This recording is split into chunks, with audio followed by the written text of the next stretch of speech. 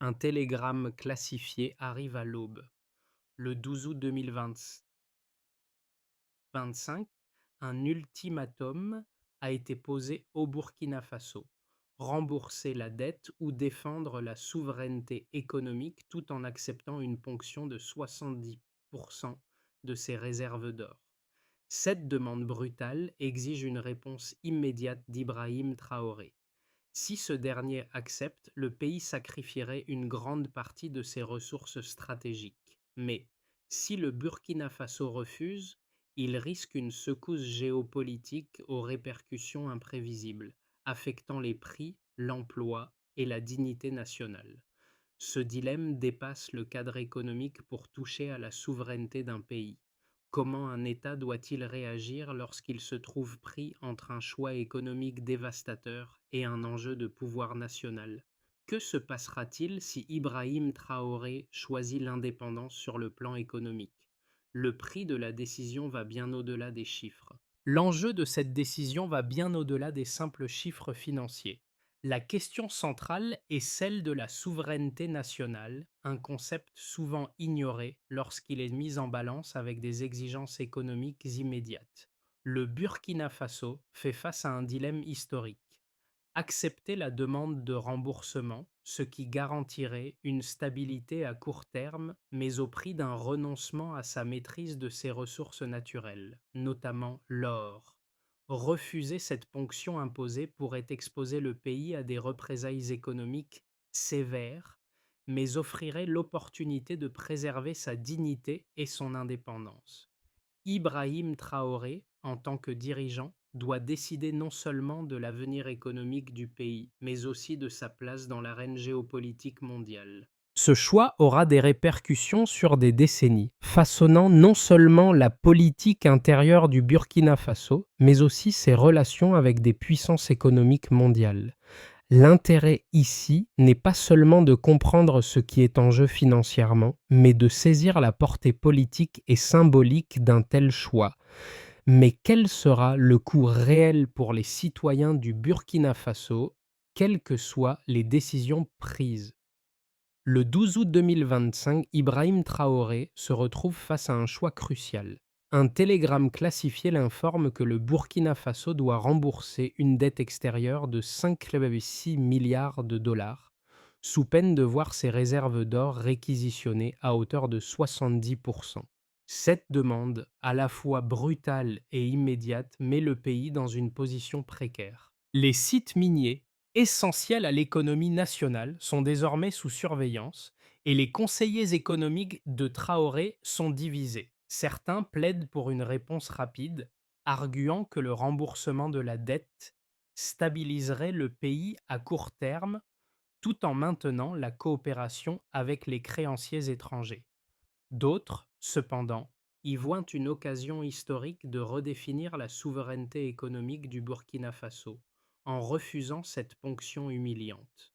Le dilemme ne se limite pas à une simple question d'équilibre budgétaire. Il s'agit de l'essence même de l'indépendance nationale. L'or, qui a longtemps été extrait sans grande valeur ajoutée pour le pays, devient soudainement un levier stratégique. Refuser pourrait signifier l'isolement économique, mais accepter reviendrait à renoncer à la capacité de l'État à gouverner ses ressources naturelles. Traoré doit également prendre en compte les implications à long terme pour les citoyens burkinabés. Une réduction de la souveraineté pourrait affecter non seulement les finances publiques, mais aussi l'emploi local et la stabilité sociale. Le poids de la décision pèse lourd, non seulement sur ses épaules, mais sur celles de toute une nation.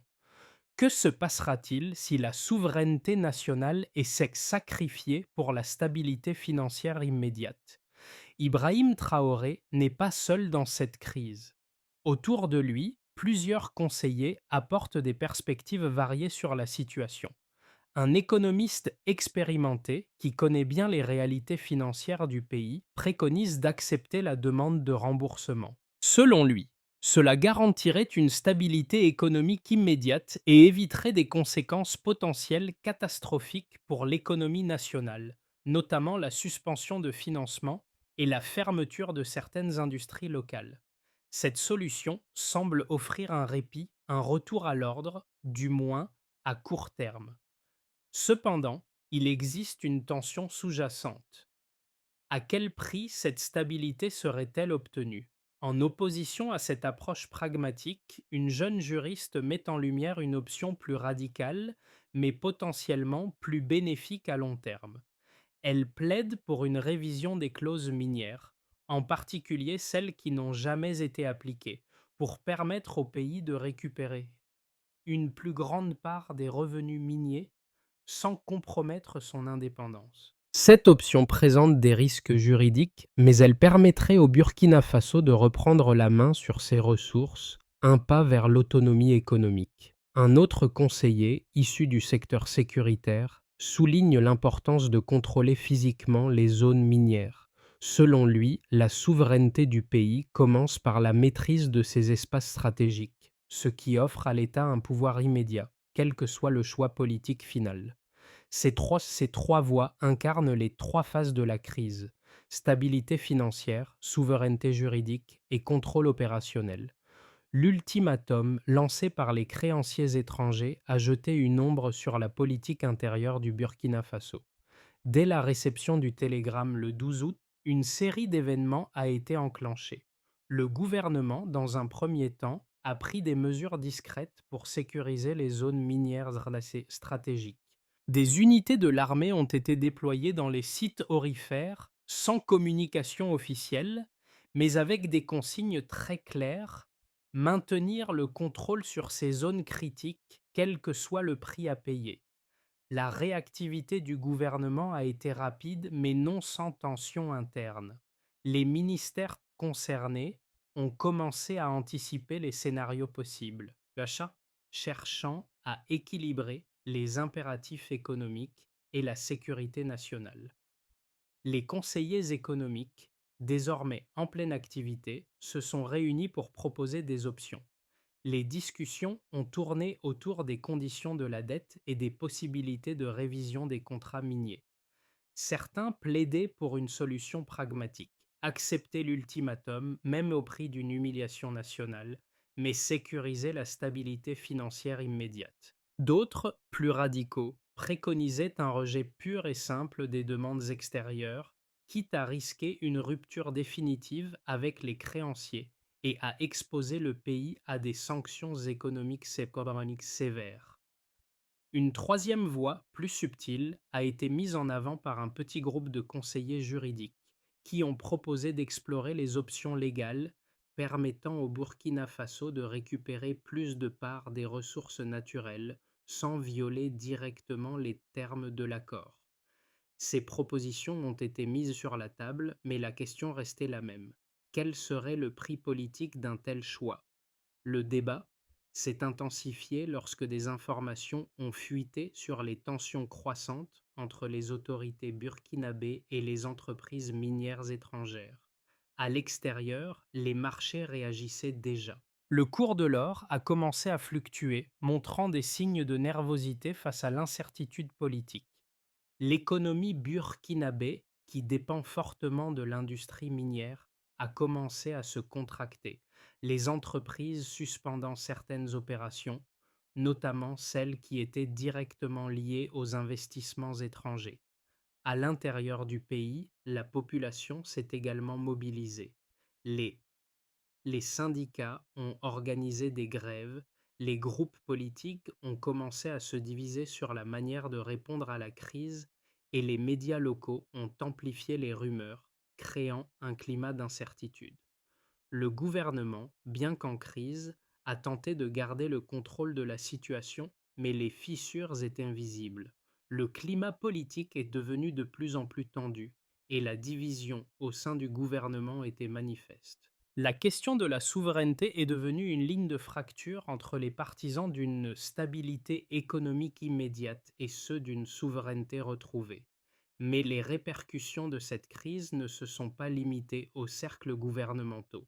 La société civile a commencé à se réveiller, un débat public intense a pris forme autour de la question de la dignité nationale. La souveraineté économique, qui semblait abstraite, est devenue un principe auquel de nombreux Burkinabés se sont identifiés, réclamant que leur pays reprenne le contrôle de ses ressources naturelles. La crise, bien que née d'un ultimatum financier, s'est rapidement transformée en une bataille idéologique. Ibrahim Traoré, contraint de naviguer entre des intérêts internes et externes, a dû prendre une décision qui pourrait redéfinir la place du Burkina Faso dans le monde. La question qui se posait désormais n'était plus simplement économique, elle était politique, et son impact se ferait sentir bien au-delà des frontières du pays. Les chiffres qui accompagnent cette crise révèlent une réalité économique complexe et nuancée, et ils éclairent la portée de la décision qui attend Ibrahim Traoré. Le premier chiffre marquant concernait la dette extérieure du Burkina Faso, qui s'élève à 5,6 milliards de dollars. Cette somme, bien qu'imposante, n'est pas la seule donnée clé dans ce débat. L'ultimatum de rembourser la dette en échange de l'abandon de 70% des réserves d'or du pays agit comme un test décisif. L'or, un des principaux leviers économiques du Burkina Faso, représente environ 25% de son PIB. Ce chiffre révèle non seulement l'importance stratégique de cette ressource, mais aussi les conséquences potentiellement dramatiques d'une perte significative de ce capital. Le Burkina Faso, malgré ses ressources aurifères, ne capte qu'une fraction des revenus générés par l'exploitation de son or. Avant l'ultimatum, environ 70% des profits de l'industrie minière étaient rapatriés à l'étranger, laissant au pays une part minime des bénéfices. L'ultimatum, en exigeant un gage de 70% des réserves d'or, accentue cette réalité. Le pays ne contrôle ni la valeur ajoutée de ses ressources, ni une grande partie de l'extraction. Le deuxième chiffre clé, celui de l'impact potentiel sur le PIB, révèle une autre dimension de la crise. En cas de rupture prolongée avec les créanciers internationaux, le PIB du Burkina Faso pourrait se contracter de 3,2%. Cette estimation n'est pas anodine. Elle montre que la suspension des financements extérieurs réduirait considérablement les investissements, les importations et les projets publics essentiels. Cette contraction économique, bien qu'elle ne soit pas apocalyptique, représenterait un frein important à la croissance du pays, qui a déjà du mal à se maintenir à flot dans un environnement global incertain. Toutefois, cette prévision ne prend pas en compte un facteur essentiel, la souveraineté accrue qui pourrait découler d'un rejet de l'ultimatum. Si le Burkina Faso choisit de refuser l'exigence, il pourrait, à moyen terme, renforcer son contrôle sur ses ressources naturelles, améliorant ainsi sa capacité à générer des revenus internes.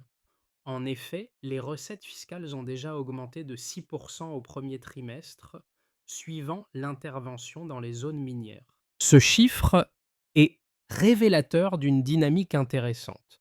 Le pays, tout en étant confronté à des pressions extérieures, parvient à réorienter les flux internes pour augmenter sa capacité à générer des revenus locaux, réduisant ainsi sa dépendance à l'égard des créanciers étrangers. Enfin, un autre indicateur essentiel concerne le marché de l'or. Après l'annonce de la reprise du contrôle des sites miniers par l'État burkinabé, le cours de l'or a progressé de 3,7% en l'espace de 24 heures. Cette hausse montre que les acteurs du marché perçoivent le contrôle accru des ressources naturelles comme un signe de solidité et de stabilité, même si la situation politique reste incertaine. La réaction du marché est un signal fort. La décision de Traoré, bien qu'impopulaire dans certains cercles, est vue par les investisseurs comme une démarche qui pourrait, à terme, redéfinir la place du Burkina Faso dans l'économie mondiale. Ces chiffres montrent que le choix d'Ibrahim Traoré ne se limite pas à un dilemme entre remboursement de la dette et refus de la ponction. Il souligne l'importance stratégique de l'or et des ressources naturelles, ainsi que les conséquences économiques potentielles à court et long terme. Le calcul que Traoré devra faire repose donc sur l'équilibre entre la stabilité immédiate et les gains à long terme liés à la souveraineté. Au cœur de cette crise, deux visions opposées émergent. chacune soutenue par des arguments solides. La première thèse, dite pragmatique, met l'accent sur les risques économiques immédiats liés à un refus de l'ultimatum. Ses partisans affirment que la rupture avec les créanciers internationaux pourrait plonger le Burkina Faso dans une période de récession prolongée. Ils soulignent que l'accès aux financements externes est crucial pour maintenir la stabilité budgétaire du pays. Selon cette logique, la décision d'accepter les conditions de la dette est celle qui assure la sécurité économique à court terme. Il rappelle les exemples de pays qui, après avoir défié les créanciers internationaux, ont connu des pénuries, une inflation galopante et une récession sévère. Cette approche considère l'isolement économique comme un mal plus grand que la dépendance et l'appelle à la stabilité comme un impératif pour la survie économique du pays. La stabilité, selon eux, doit primer sur la souveraineté immédiate, car seule une relation stable avec les créanciers et les acteurs internationaux garantira la pérennité du Burkina Faso dans l'économie mondiale. En revanche, la seconde thèse, plus radicale, plaide pour une rupture totale avec le modèle économique de dépendance. Ses partisans affirment que la véritable souveraineté ne peut émerger que par une rupture avec les créanciers et les structures internationales qui maintiennent les pays en développement dans un état de dépendance. Pour eux, de accepter l'ultimatum reviendrait à sacrifier la souveraineté du pays au profit d'intérêts étrangers. Ils soulignent que la véritable indépendance du Burkina Faso réside dans la capacité du pays à maîtriser ses propres ressources, en particulier l'or, sans laisser de place à une exploitation extérieure. Selon cette perspective, refuser l'ultimatum offrirait au pays l'opportunité de prendre son destin en main, d'orienter ses ressources naturelles au profit de son développement interne et de sortir du cercle vicieux de la dette. Il considère cette rupture comme une nécessité pour briser les chaînes de la dépendance et ouvrir la voie à un avenir plus équitable et plus autonome. Cependant, cette thèse présente un risque considérable, celui d'ouvrir la voie à des représailles économiques qui pourraient mettre en danger la stabilité politique et sociale du pays. Le défi ici est de concilier les avantages à long terme d'une souveraineté retrouvée avec les conséquences immédiates de l'isolement économique. Ces deux visions représentent des choix radicalement opposés, chacun ayant ses avantages et ses inconvénients. Le choix final d'Ibrahim Traoré entre stabilité et souveraineté pourrait redéfinir l'avenir du Burkina Faso, mais il devra être fait en tenant compte des coûts à court terme et des bénéfices à long terme. Le moment clé de cette crise est atteint lorsque l'État burkinabé fait un geste fort. Une photographie prise par drone montre une installation minière sous contrôle militaire. Le message est simple, presque brut: l'État burkinabé ne se contente pas de négocier. Il reprend le contrôle de ses ressources naturelles. Cette image marque un tournant stratégique. Elle ne parle pas directement de l'ultimatum ni des négociations en cours, mais elle envoie un message fort, symbolique. Le Burkina Faso assume désormais sa souveraineté, quel que soit le prix à payer. Ce geste ne fait pas de déclaration publique, mais dans les cercles internationaux et au sein du pays, il est perçu comme un acte de défiance envers les créanciers et une prise de position claire pour l'indépendance nationale. Ce choix, bien qu'inédit, est également risqué. Les répercussions économiques pourraient être sévères et la pression internationale se fait déjà sentir. Cependant, la photographie symbolise quelque chose de plus profond, une rupture avec un modèle qui a longtemps maintenu le pays dans un état de dépendance. Ibrahim Traoré, par ce geste, fait un choix crucial. Il ne se contente pas de réagir à une crise économique, il pose les bases d'une nouvelle direction pour son pays. Les conséquences de la décision d'Ibrahim Traoré ne se font pas attendre et elles sont multiples, affectant différents secteurs de la société burkinabé. Dès l'annonce du contrôle renforcé des sites miniers, les marchés ont commencé à réagir. Le cours de l'or a augmenté de 3,7%, un signal que la décision du Burkina Faso est perçue comme un facteur d'incertitude sur les chaînes d'approvisionnement mondiales. Cette fluctuation, bien qu'ayant des effets positifs à court terme pour les finances publiques, souligne également une vulnérabilité accrue face aux réactions des investisseurs étrangers et des créanciers. À l'intérieur du pays, l'économie minière, déjà en crise, voit certaines entreprises suspendre leurs opérations par crainte de l'instabilité politique.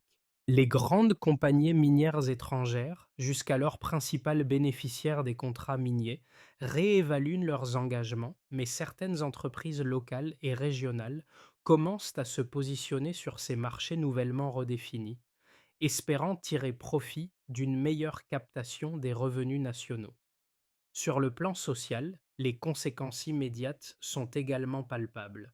L'inflation commence à grimper, alimentée par une diminution des importations et un ralentissement des échanges commerciaux avec les partenaires étrangers.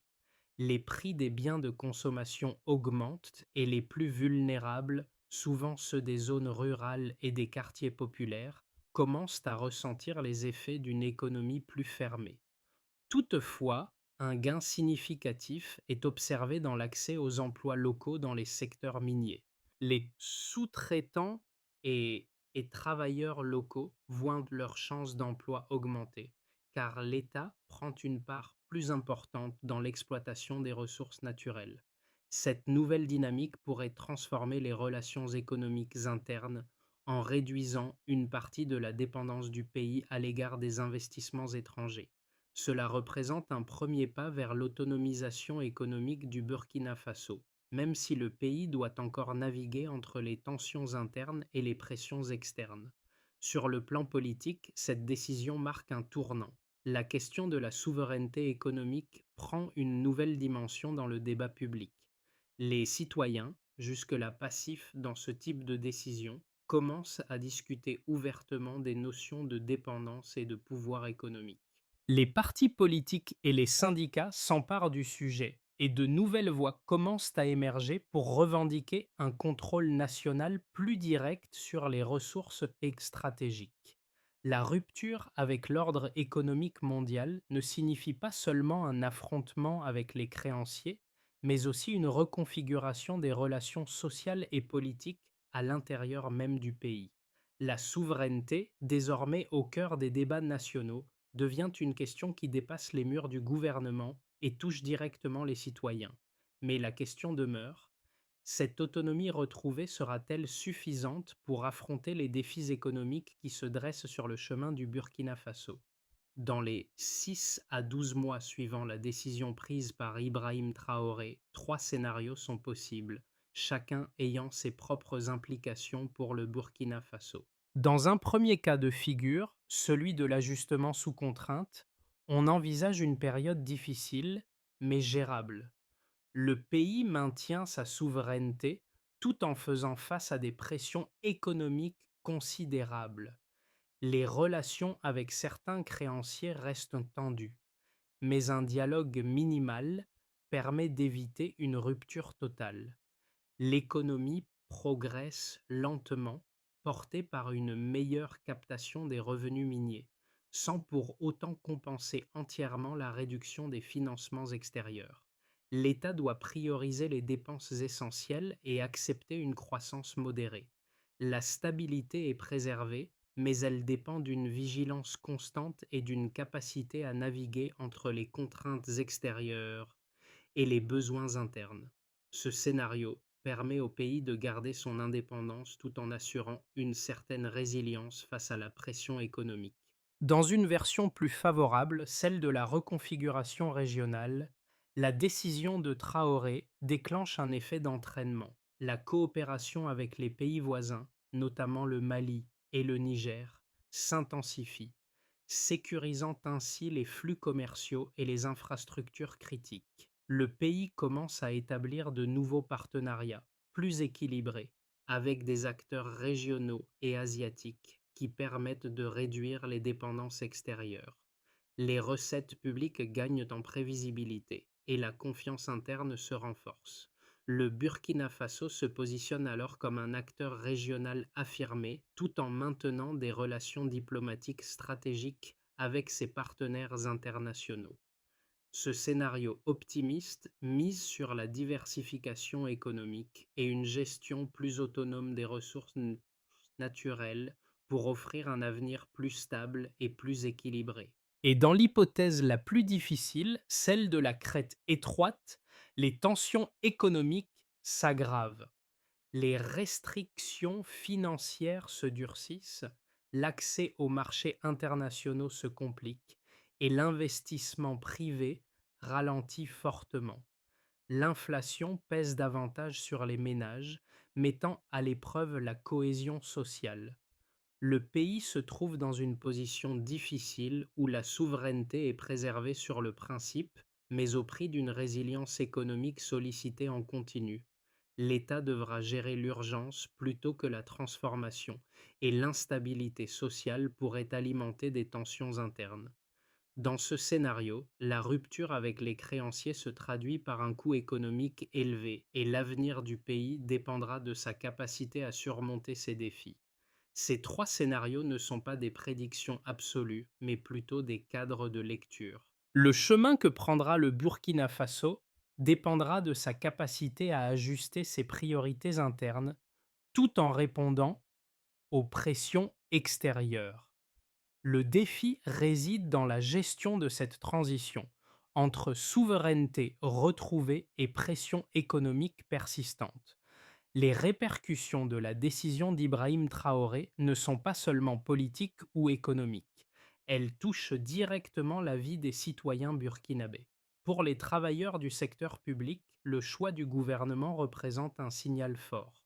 Les fonctionnaires, qu'ils soient enseignants, agents administratifs ou soignants, perçoivent cette décision comme un acte symbolique de résistance, mais aussi comme une contrainte budgétaire potentielle. Les ressources sont limitées, les attentes sont élevées, et le gouvernement devra jongler avec ces exigences tout en naviguant dans une réalité économique incertaine. L'engagement des autorités à garantir la stabilité sociale et à poursuivre les investissements dans l'éducation et les soins de santé sera mis à l'épreuve. Pour les citoyens des quartiers populaires, l'impact est immédiat. Les prix des biens de consommation augmentent, alimentés par une inflation importée et des tensions logistiques. Le coût de la vie augmente, mais il existe aussi un sentiment d'appropriation du projet national, un sentiment que la décision, bien qu'inconfortable, est un sacrifice partagé. Dans les rues, les discussions ne tournent plus uniquement autour des prix ou du chômage.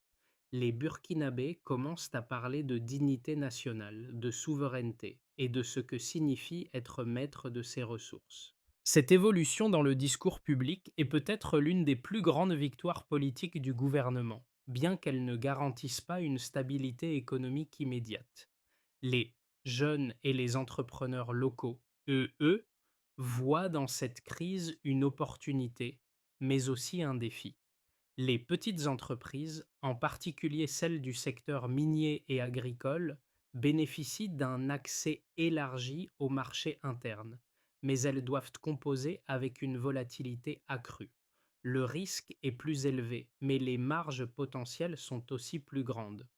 Les jeunes, en particulier, se retrouvent à un carrefour entre saisir les opportunités offertes par un marché national plus fermé et plus contrôlé, ou chercher des alternatives à l'extérieur dans un environnement international de plus en plus incertain. La route que doit emprunter le Burkina Faso après la décision prise par Ibrahim Traoré est semée d'embûches, mais elle peut mener à une transformation durable si elle est bien pilotée.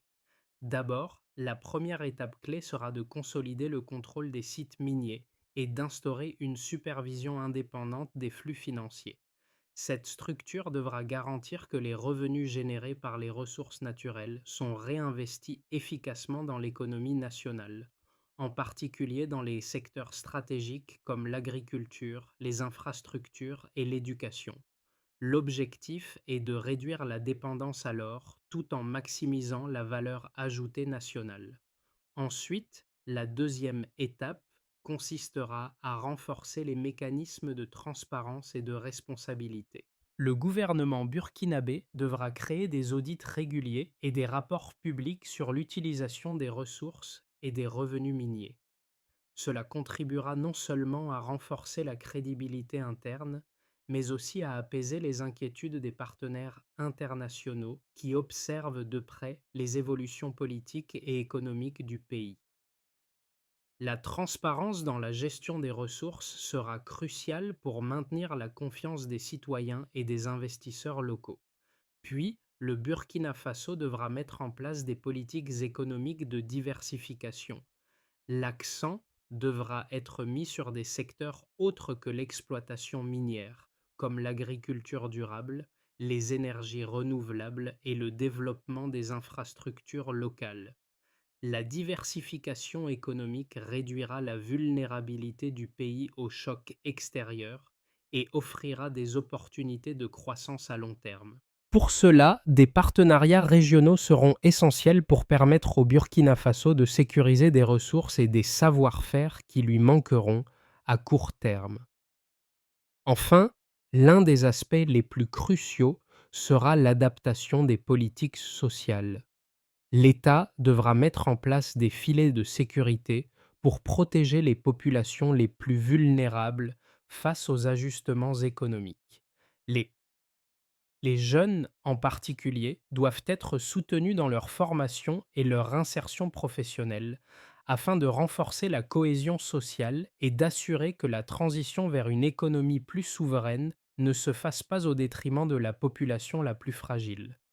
Au cœur de cette crise, une vérité fondamentale émerge. La décision d'Ibrahim Traoré ne se résume pas à un choix entre le remboursement de la dette et la souveraineté économique. Elle est un point de bascule qui redéfinit les rapports entre le Burkina Faso et ses ressources naturelles, entre le pays et le monde. La photographie d'un site aurifère sous contrôle militaire devient l'icône de ce tournant stratégique. Ce moment, capté dans une image simple mais puissante, symbolise la détermination du Burkina Faso à ne plus se laisser dicter ses choix par des puissances extérieures. Ce geste marque la fin d'une époque où le pays se contentait d'être un simple fournisseur de ressources pour d'autres. Il devient un acteur sur la scène mondiale, avec une position clairement affirmée sur ses droits à gérer ses propres ressources. Mais ce choix, aussi audacieux soit-il, porte aussi en lui les germes des défis à venir. Le chemin vers une véritable souveraineté économique sera semé d'obstacles, mais cette décision a ouvert une porte que beaucoup pensaient fermée. Ibrahim Traoré a, par son action, redonné au Burkina Faso la possibilité de réécrire son avenir. Le choix d'Ibrahim Traoré a placé le Burkina Faso à un carrefour historique, un point d'inflexion qui pourrait changer à jamais la trajectoire du pays. Ce qui se joue ici n'est pas seulement une question de ressources ou d'indépendance économique, c'est la capacité d'un peuple à réaffirmer son pouvoir face à des forces extérieures qui ont trop longtemps dicté ses choix. Le Burkina Faso, à travers cette décision, montre qu'il est prêt à prendre son destin en main, même au prix de sacrifices à court terme. Mais ce n'est pas une fin en soi, c'est un début, un commencement d'un long chemin vers l'autonomie. Pourtant, ce chemin ne sera pas facile. L'avenir du pays dépendra de sa capacité à naviguer entre les défis internes et externes, à mettre en œuvre des réformes structurelles sans perdre de vue son objectif de souveraineté. À vous, lecteurs, de réfléchir à cette question. Face à des décisions aussi lourdes, quelle direction choisiriez-vous pour votre propre pays? Partagez vos pensées, discutez et contribuez à ce débat essentiel pour l'avenir.